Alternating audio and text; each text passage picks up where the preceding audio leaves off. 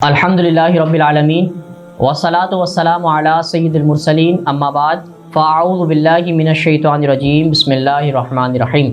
الحمدللہ آج 4 رمضان المبارک ہمارے سروں پر سایہ فگن ہے اور اپنی رحمتیں اور برکتیں لٹا رہا ہے۔ آج ہم رمضان المبارک کے روزوں کے بارے میں پڑھیں گے۔ قرآن پاک میں ارشاد فرمایا یا ایھا الذین آمنوا کتب علیکم الصیام کما کتب علی الذین من قبلکم لعلکم تتقون۔ سورہ بقرہ میں اللہ نے فرمایا اے ایمان والو تم پر روزے فرض کیے گئے جیسا کہ فرض کیے گئے تم سے پہلے والی امتوں پر۔ کیوں فرض کیے گئے؟ تاکہ تم لوگ پرہیزگاری کو اختیار کرو۔ برادران اسلام، اس آیت کریمہ میں اللہ تبارک و تعالیٰ نے روزوں کی فرضیت کا ذکر فرمایا۔ رمضان مبارک کے روزے مدینہ طیبہ میں فرض کیے گئے۔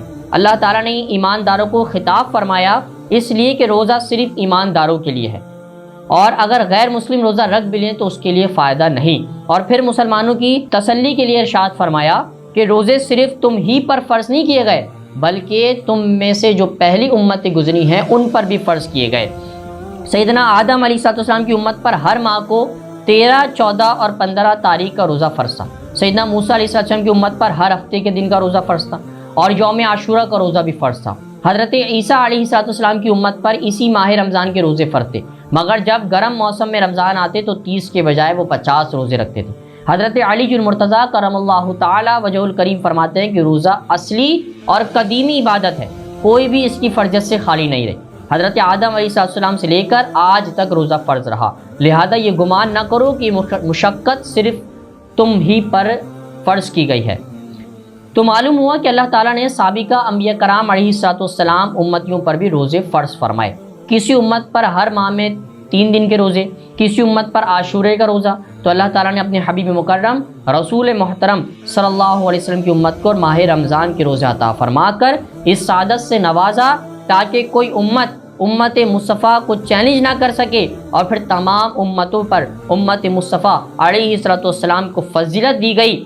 پھر لعلکم تتقون فرما کر اس طرف توجہ دلائی کہ روزہ تمہارے جسم کو پاک کر دے گا، روزہ تمہاری روح کو قوت دے گا، روزہ تمہارا تعلق اللہ سے مضبوط کر دے گا، روزہ تمہیں سرمدی و ابدی نعمتیں دلائے گا، روزہ تمہیں گناہوں سے پاک کر دے گا، روزہ تمہیں صابر و شاکر بنا دے گا، روزہ بھوک و افلاس کی قدر جاننے والا بنا دے گا، روزہ تمہیں ناداروں کا ہمدرد اور دوسروں کا غمسار بنا دے گا، روزہ تمہیں تمام گناہوں سے پاک کر دے گا اور تمہارا جسم پاک، روح پاک، تمہارے اندر تمام چیزیں پاک ہو جائیں گی، تمہارا تعلق اللہ سے مضبوط ہو جائے گا۔ سیدنا علی المرتضیٰ کرم اللہ تعالی وجہ الکریم نے ارشاد فرمایا کہ ایک دن میں دوپہر کے وقت حضور نبی کریم صلی اللہ علیہ وسلم کی خدمت اقدس میں حاضر ہوا اور آپ کی بارگاہ بیکس پناہ میں سلام عرض کیا۔ آپ نے سلام کا جواب ارشاد فرمایا اور فرمایا اے علی، یہ جبریل علیہ السلام تجھے سلام کہتا ہے۔ یا رسول اللہ صلی اللہ علیہ وسلم، آپ پر اور جبریل پر سلام ہو۔ اس پر رسول اکرم صلی اللہ علیہ وسلم نے ارشاد فرمایا میرے قریب ہو جا۔ مولا علی فرماتے ہیں پس میں قریب ہو گیا تو فرمایا اے علی، جبریل امین تجھے کہہ رہا ہے ہر ماہ کے 3 روزے رکھا کرو، تیرے لیے پہلے دن کے روزے کے بدلے 10,000 سال کی عبادت کا ثواب لکھا جائے گا، دوسرے دن کے بدلے 30,000 سال کی عبادت کا ثواب لکھا جائے گا، اور تیسرے دن کے روزے کے بدلے 1,00,000 سال کی عبادت کا ثواب لکھا جائے گا۔ مولا علی رضی اللہ تعالیٰ عنہ فرماتے ہیں کہ میں نے حضور رحمت عالم صلی اللہ علیہ وسلم کی بارگاہ میں عرض کیا یا رسول اللہ صلی اللہ علیہ وسلم، یہ ثواب خاص میرے لیے ہے کہ عام لوگوں کے لیے بھی ہے؟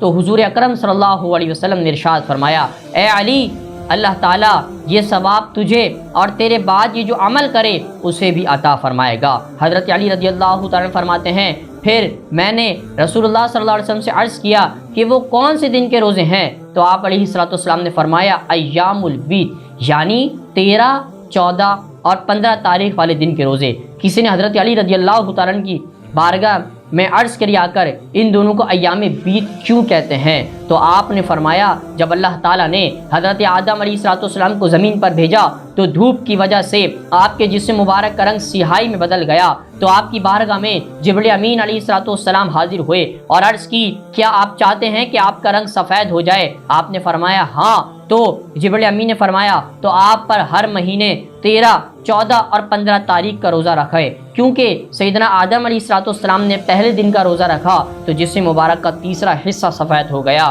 دوسرے دن کا روزہ رکھا تو جسم کا آدھا حصہ سفید ہو گیا، اور جب تیسرے دن کا روزہ رکھا تو آپ کا پورا جسم مبارک سفید ہو گیا۔ اسی لیے ان دنوں کو ایام بیت یعنی 13، 14 اور 15 تاریخ کے دن کو ایام بیت کا روزہ کہا جاتا ہے۔ دعا ہے اللہ تبارک و تعالی ہمیں ہر مہینے ایام بیت کے روزے رکھنے کی توفیق عطا فرمائے۔ وما علینا الا البلاغ المبین۔